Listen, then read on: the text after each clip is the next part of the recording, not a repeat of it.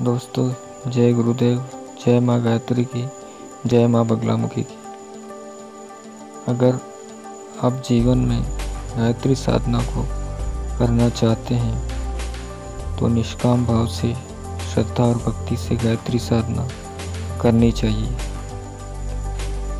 कोई सकाम कार्य की इच्छा से उपासना करना योग्य नहीं है, क्योंकि मनुष्य की जो वास्तविक लाभ है या हानि जरूरत है, मनुष्य जितना नहीं जानता है या जान सकता है, उतना ही गढ़पट में बसी हुई सर्वशक्तिमान माता गायत्री समझ सकती है।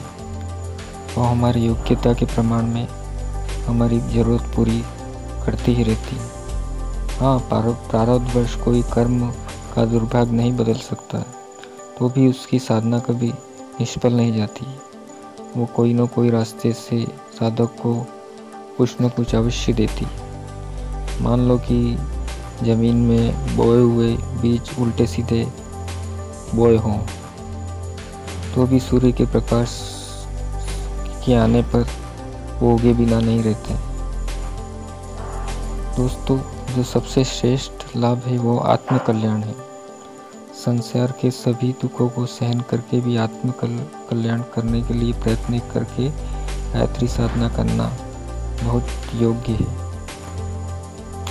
गायत्री ये ब्रह्म विद्या अर्थात सभी प्रकार के ज्ञान और विज्ञान की माता है।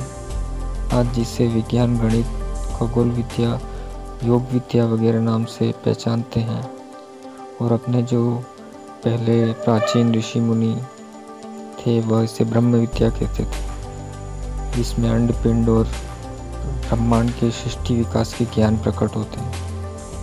वेदों, उपनिषदों, तंत्र ग्रंथों, योग दर्शन, पुराणों वगैरह में देवी देवताओं की अनेक कथाएं, उन कथाओं में सृष्टि विज्ञान का संपूर्ण रहस्य छिपा हुआ है। इसलिए गायत्री को सर्व विज्ञान की जननी भी कहा गया। गायत्री मंत्र ही आपकी सभी कामनाओं को सिद्ध कर सकता है। गायत्री की उपासना अगर निष्काम भाव से करें तो उसको आपको आनंद गुलाब फल दे सकती है। सब प्रकार के गुण जिसमें समावेश हैं, इसे गायत्री मंत्र परमेश्वर परमात्मा की स्फूर्णा धारा, वैसे ही ऋषि मुनियों की तपस्या से हमारे पास परंपरागत आया है। यह महामंत्र हमको मिला है, यह हमारा बहुत अहोभाग्य है। गायत्री मंत्र की उपासना करने से हमारा जीवन सर्वोत्तम बना रहता है, बहुत ही श्रेष्ठ हो जाता है। गायत्री तथो योगः साधनम ध्यान मुच्यते सिद्धिनाम समातनातः किचित वहत्रम। यानी कि गायत्री ही तप है, गायत्री ही योग और साधन है, गायत्री ही ध्यान है, यह सभी सिद्धिदात्री है। गायत्री से बढ़कर कोई अन्य देवी देवता है ही नहीं। दोस्तों, परमात्मा को प्रसन्न करने के लिए उनके मार्ग और नियम पर चलना पड़ता है। परमात्मा की पूजा से या किसी से क्रोधित होने से प्रभावित नहीं होते परमात्मा। भगवान जो हम ये पूजा पाठ करते हैं या फिर क्रोधित हो जाए तो उनको कोई फर्क नहीं पड़ता, बस वो अपने कर्म देखकर हमें फल देते हैं। गायत्री मंत्र का हर अक्षर हमको कुछ शिक्षा देता है। ओम हमको सिखाता है कि परमात्मा का श्रेष्ठ नाम और स्वरूप ओम है। ओम परमात्मा को अंतःकरण में धारण करने की प्रेरणा देता है। भूर हमको सिखाता है कि जिससे हमको कष्ट और दुख होता है, जैसे सभी को होता है, इसलिए किसी को सताना नहीं चाहिए। हम दूसरों के जैसी अपेक्षा रखते हैं, वैसा व्यवहार हम उनके साथ करना चाहिए। दोस्तों, जो आजकल की सासुएं हैं, बहू से अच्छा व्यवहार करना चाहती है, पर खुद ऐसा व्यवहार बहू के साथ नहीं करती है, तो ये गायत्री मंत्र का अक्षर उनके लिए शिक्षा देता है। और कोई हो और कोई भी हो, भाई हो, बहन हो, अगर हम दूसरों से अच्छे व्यवहार की उपेक्षा चाहते हैं तो हमें भी उनके साथ ऐसा व्यवहार करना चाहिए। ये सभी समानता की दृष्टि से रखना चाहिए सबको। कुल, वंश, जात पात, समुदाय, स्त्री पुरुष जैसी भिन्नता नहीं रखनी चाहिए। वो वह शब्द सिखाता है कि मनुष्य का अधिकार काम करने में फल देने वाला ईश्वर है। कुछ चीजें मिली तो है सुख समझना, इसके बदले में ऐसा सोचना चाहिए कि कर्तव्य पालन ही हमारे लिए आनंद का सर्वोत्तम केंद्र है। खुद के कर्तव्य कर्म को ही लक्ष्य बनाकर चलने वाला कर्मयोगी हर वक्त सुखी रह सकता है। स्व शब्द हमें बताता है कि किसी भी प्रतिकूल या अनुकूल परिस्थिति हो उसमें स्थिर रहना चाहिए और समतोल रहना चाहिए। हमको कभी घबराना नहीं चाहिए। तत् शब्द बोध कराता है कि मृत्यु हमेशा हमारे ऊपर छाई रहती है, कभी भी मृत्यु आ सकती है। अभी जो सांस चल रही है, अगले ही पल क्या हो जाए कोई फिक्स नहीं है, गारंटी नहीं है कोई। यही सोचकर मनुष्य जीवन का श्रेष्ठ उपयोग करना चाहिए। जो संसार के थोड़े सुख होते हैं उनके लिए क्यों पाप करें, और पाप करके लंबे समय तक दुखी क्यों होवे। ऐसा विचार मनुष्य को हमेशा करना चाहिए। सवितुर पर समझाता हमको कि मनुष्य को तेजस्वी, धन, चतुराई, संगठन, यश, साहस और सत्य, इन 8 बलों को स्वयं को बलवान बनाने का प्रयत्न करना चाहिए। वरेण्यम पद बताता है जैसे मनुष्य के विचार होते हैं वो वैसा ही बन जाता है। जैसे कि मैं अपना एग्जाम्पल देता हूँ आपको।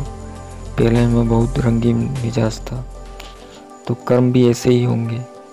और अब जैसे मैंने सोचा कि अरे मैं तो साधक बन गया, गायत्री को उपासक बन गया, काली माँ का भक्त बन गया, भैरव दादा का भक्त बन गया, हनुमान दादा का भक्त बन गया, माँ बगला मुखिया साधक बन गया। मतलब जैसा आप अपने बारे में सोचेंगे वैसा ही बन जाएंगे।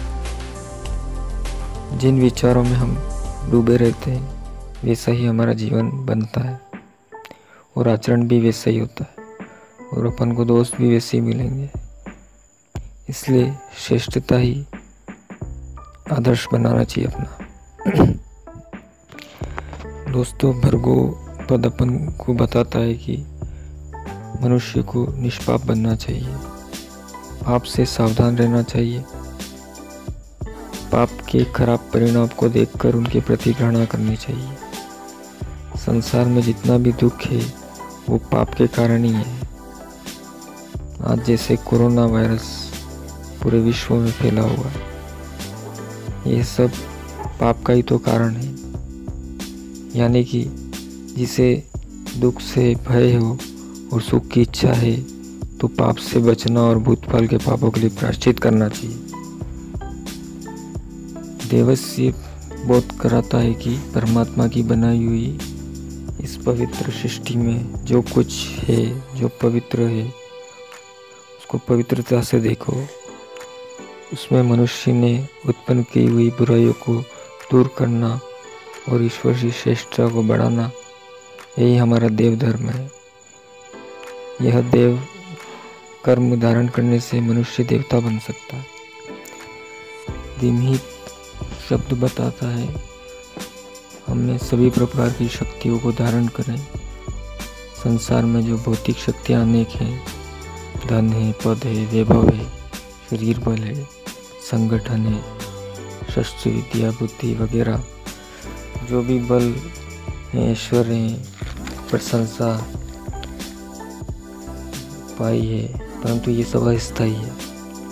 इनसे सुख मिल सकता है पर छोटे छोटे आघातों से नष्ट भी हो सकता है। स्थायी सुख अगर है तो आध्यात्मिक पवित्र गुण धर्मों में है, जिसको कि देवी संपदाएं कहते हैं। इसलिए हमें देवी संपदाओं का भंडार अपने अंदर बढ़ाना चाहिए। दोस्तों, धियो पद सद्बुद्धि का द्योतक है। संसार में कई प्रकार की विचारधाराएं, उसमें से कई आसपास टकराते हैं। देश, काल, पात्र और परिस्थिति के प्रमाण में जो बात एक बार बिल्कुल ठीक होती है, वही बात अलग परिस्थिति में गलत भी हो सकती है। इसी अनुचित और उचित के निर्णय के न्याय के आधार पर वर्तमान में जो परिस्थिति है उनको ध्यान में रखकर करना चाहिए जो भी निर्णय।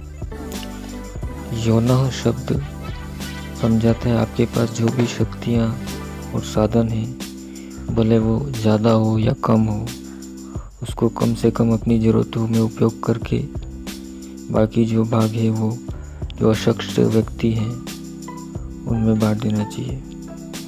और लास्ट में प्रचोदयात अर्थ का अर्थ है मनुष्य खुद तो सन्मार्ग पर चले ही, लेकिन साथ में दूसरों को भी सन्मार्ग पर चलने की प्रेरणा दे।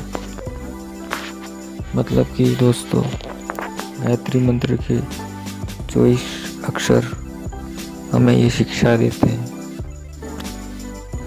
अगर आप अपने जीवन में गायत्री मंत्र को अपनाते हैं और इसका नियम से जप करते हैं, तो मैं 100% आपको गारंटी देता हूँ कि आपका जीवन बदले बगैर नहीं रहेगा। अगर नहीं बदले तो कहना।